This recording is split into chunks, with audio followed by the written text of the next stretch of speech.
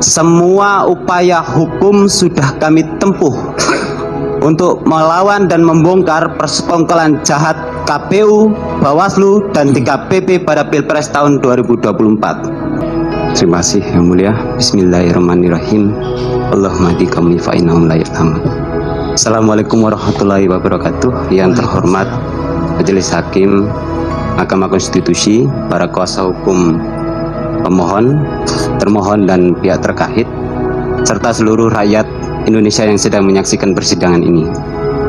Nama saya Sunandiantoro, saya adalah kuasa hukum dari Dr. Dimas Brian Wicaksono yang melaporkan KPU di DKPP.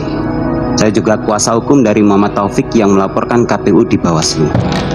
Yang Mulia, pokok laporan kami di DKPP Register Pengaduan nomor 135 adalah karena adanya tindakan KPU yang menerima pencalonan Gibran Raka Buming Raka telah menyalahi prinsip berkepastian hukum, yaitu A. Tidak secara tegas menjalankan peraturan perundang-undangan, B. Tidak melakukan tindakan dalam rangka penyelenggaraan pemilu sesuai yurisdiksinya, C. Tidak melakukan tindakan dalam rangka penyelenggaraan pemilu dan tidak mentaati prosedur yang ditetapkan dalam peraturan perundang-undangan, dan D.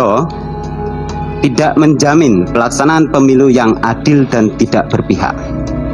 Yang Mulia, persidangan perkara kami dijadikan satu dengan perkara 136, 137, dan 141 yang kemudian kita ketahui bersama pada tanggal 5 Februari 2024, laporan kami dikabulkan oleh DKPP.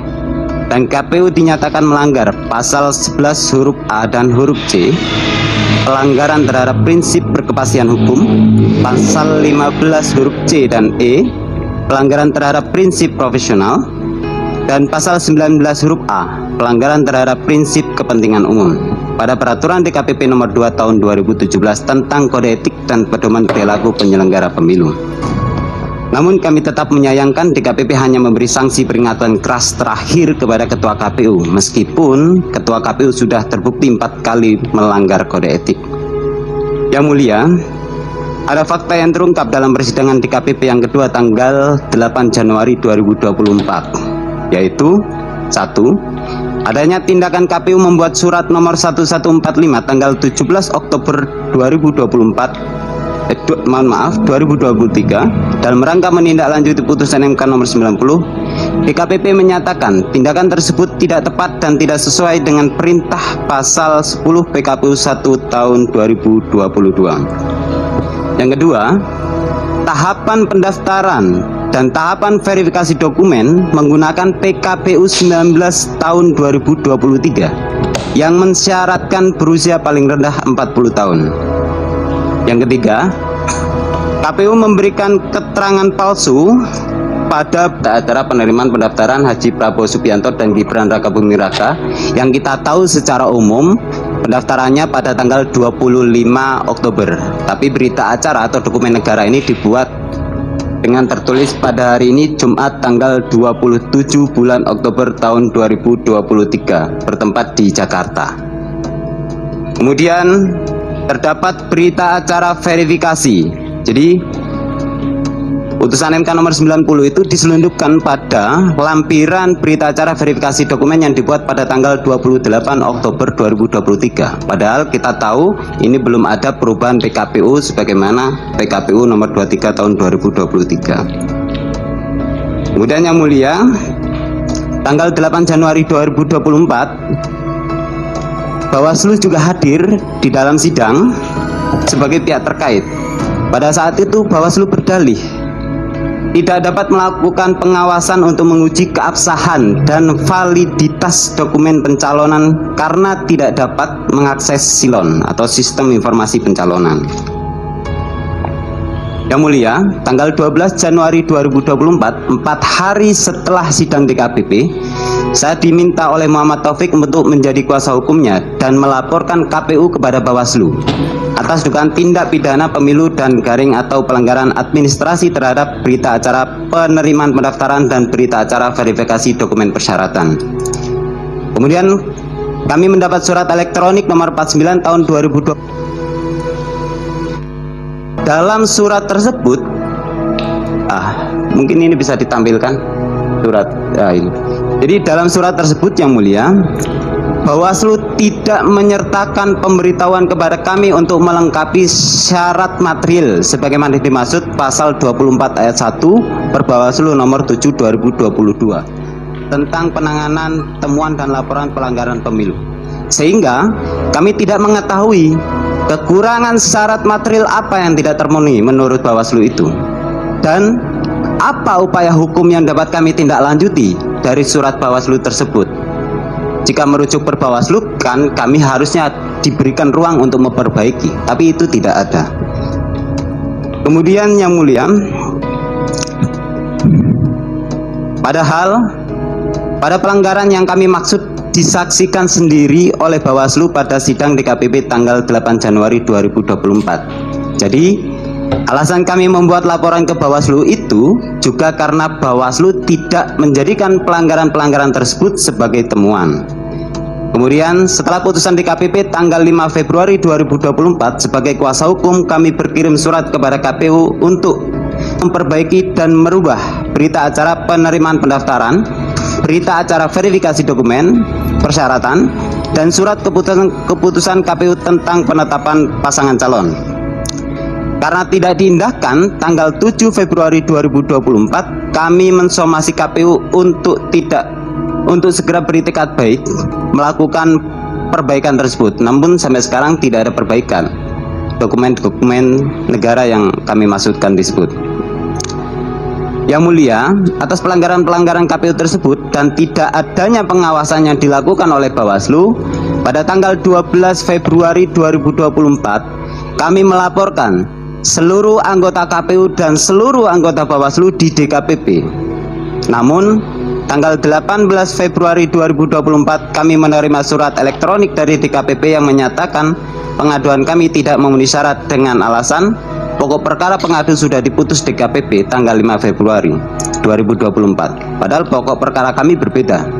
Yang B, perubahan atau perbaikan berita acara verifikasi dokumen serta surat keputusan penetapan bukan kewenangan DKPP.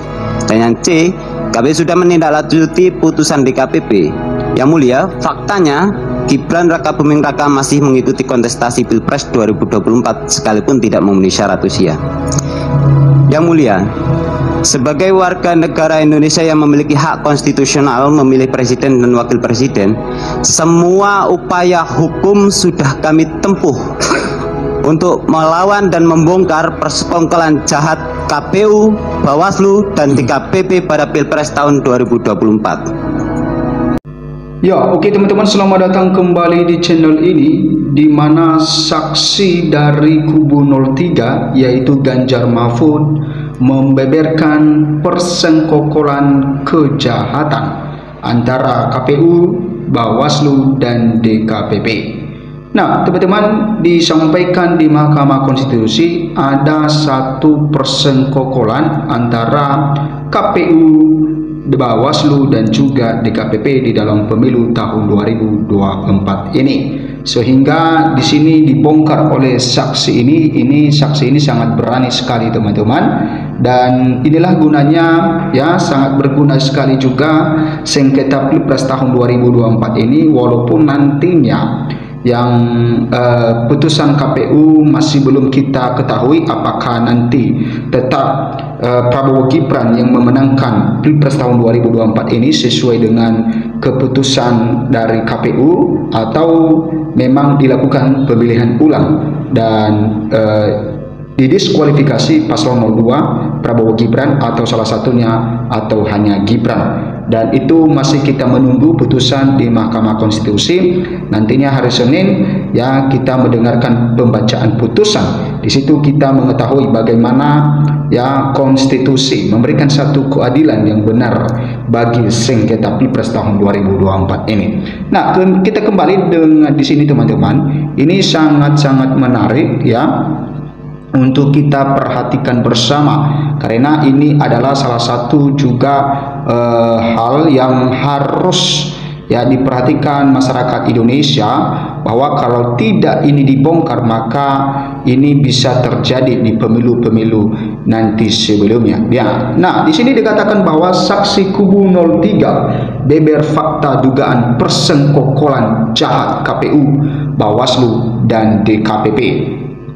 Nah, di sini dikatakan bahwa sidang perselisihan hasil pemilihan umum PHPU Pilpres 2024 telah dimulai di Mahkamah Konstitusi MK. Saksi kubu pasangan calon nomor urut 3 Ganjar Pranowo Mahfud MD.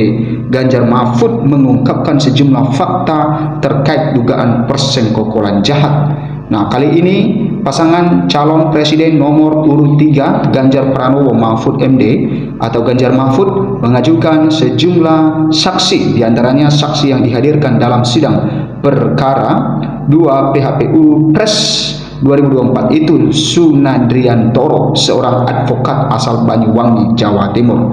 Nah, ini teman-teman ya, seorang advokat juga dari Banyuwangi bernama Sunandriantoro yang membeberkan ya tentang ini tadi teman-teman, bahwa ya persengkokolan jahat KPU, ya Bawaslu dan DKPP.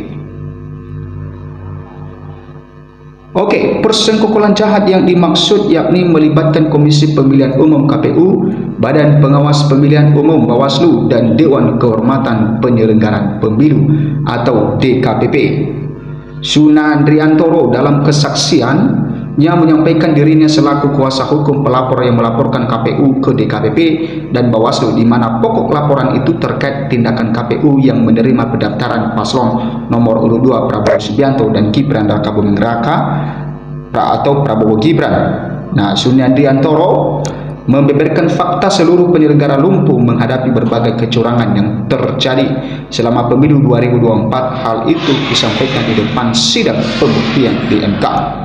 Nah, kemudian semua upaya hukum sudah saya tempuh. KPU, Bawaslu, DKPP secara gamblang melakukan persengkokolan jahat dalam penyelenggaraan Pilpres 2024, kata Sunan. Nah, yang pertama adalah, nah ini kita perhatikan teman-teman, bahwa pertama KPU memberikan keterangan palsu pada berita acara penerimaan pendaftaran dan menyeludupkan hukum pada berita acara verifikasi dokumen persyaratan. Nah, di sini ditulis bahwa ya KPU memberikan keterangan palsu pada berita acara ya dalam penerimaan pendaftaran dan penyeludupan hukum pada berita acara verifikasi. Nah, yang kedua adalah apa yang dilakukan, itu yang dilakukan oleh KPU ya menurut dia. Kemudian yang dilakukan oleh Bawaslu terhadap pelanggaran KPU tersebut, Bawaslu tidak menjadikannya sebagai temuan. Bahkan ketika kami melaporkan pun ditolak oleh Bawaslu dengan alasan tidak memenuhi syarat material. Tapi Bawaslu tidak memberitahukan kekurangan syarat material yang dimaksud sebagaimana diatur pasal 24 per Bawaslu 7 2022. Nah, ternyata bahwa yang dilakukan oleh Bawaslu ini yaitu tidak pelanggaran yang dilakukan oleh KPU itu tidak menjadikannya sebagai temuan. Bahkan ketika dia melaporkan kepada Bawaslu, maka Bawaslu menolak laporannya itu dengan alasan tidak memenuhi syarat material. Nah, ini di sini dikatakan teman-teman bahwa syarat material yang dimaksud oleh Bawaslu juga tidak diberitahu kepadanya, ya, maksudnya kepada pelapor. Nah, apa yang menjadi bagian dari DKPP? Nah, ini bagian dari DKPP sesuai dengan di sini teman-teman dikatakan ketiga DKPP, di mana DKPP menjatuhkan sanksi ke ketua KPU RI hingga 4 kali. Anehnya tidak ada yang berujung ke pemberhentian. Nah, di sini ya yang dilakukan oleh DKPP ini ya, ketika KPU selalu melanggar satu aturan ya di dalam pemilu, maka DKPP mengakui itu adalah satu pelanggaran, tetapi tetap memberikan sanksi, menjatuhkan sanksi ya hingga 4 kali, ya 4 kali. Dan di sini dikatakan bahwa tidak ada berujung ke pemberhentian, padahal 4 kali KPU telah melakukan pelanggaran. Nah, ini yang disorot oleh advokat ini atau saksi dari Ganjar Mahfud ini teman-teman.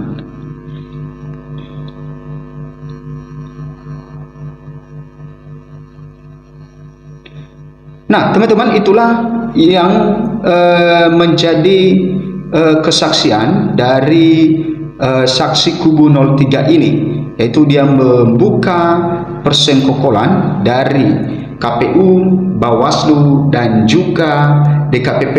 Ya, kita tahu bahwa ketiga lembaga ini sebenarnya menjadi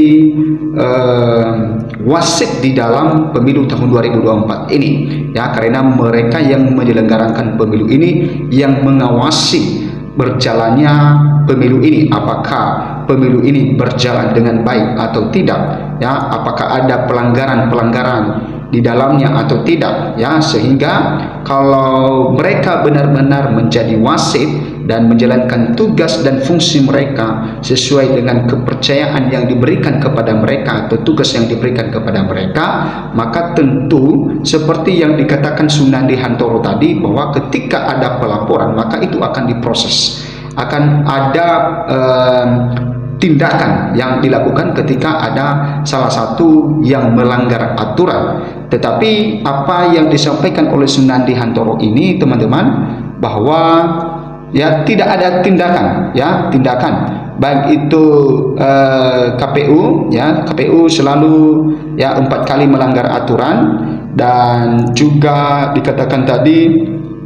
bahwa Bawaslu, ya, pelanggaran Bawaslu, ya, artinya ya pelanggaran dari KPU itu Bawaslu tidak menjadikannya sebagai temuan, malahan ketika